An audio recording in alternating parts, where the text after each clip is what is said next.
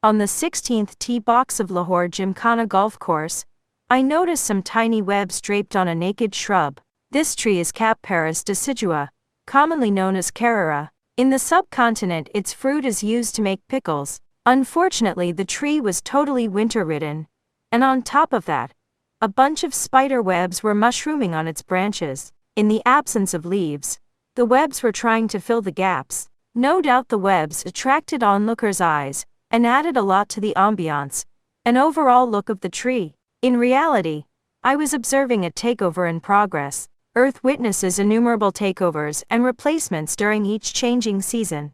This planet is home to so many life forms. From dust they come, and to dust they will return.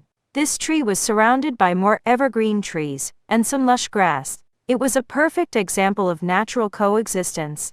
On the same spot, some of these organisms are dry, and some are bright. On the same soil, some hibernate while others walk free. What a sequence of survival! Instead of hitting the one-wood shot, most of us began to take pics of this eye-catching corner. Man's relationship with plants is nothing new. It stretches from the forbidden fruit of the Garden of Eden to the burning bush at Mount Horeb. It further includes the Rose of Sharon and the gopher wood of Noah's Ark. Plants have always played a vital role in the development of civilizations.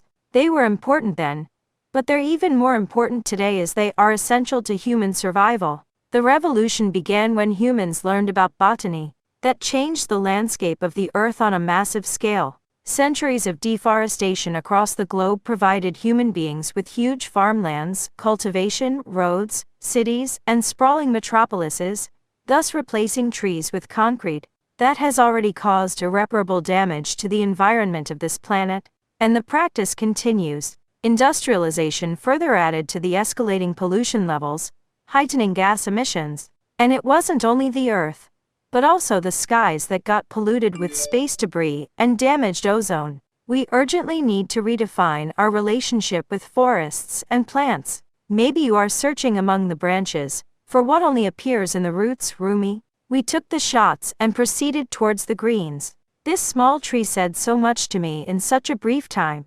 I am already planning to visit my family farm this spring and plant some trees and flowers. Spring is approaching soon. I invite you all to sow a seed, plant a tree, or grow flowers in your backyard. We must reciprocate the carbon we contribute to this planet with newer sources of oxygen, not just for the environment, but also for the ambiance of our surroundings too. Our kids can hang their swings on that tree. Some birds will appreciate the shelter, and someone can seek shade from the scorching sun. You may find some dancing squirrels in your backyard, or perhaps even hear a nightingale sing near your window. Asterisk, he that plants trees loves others beside himself. Thomas Fuller.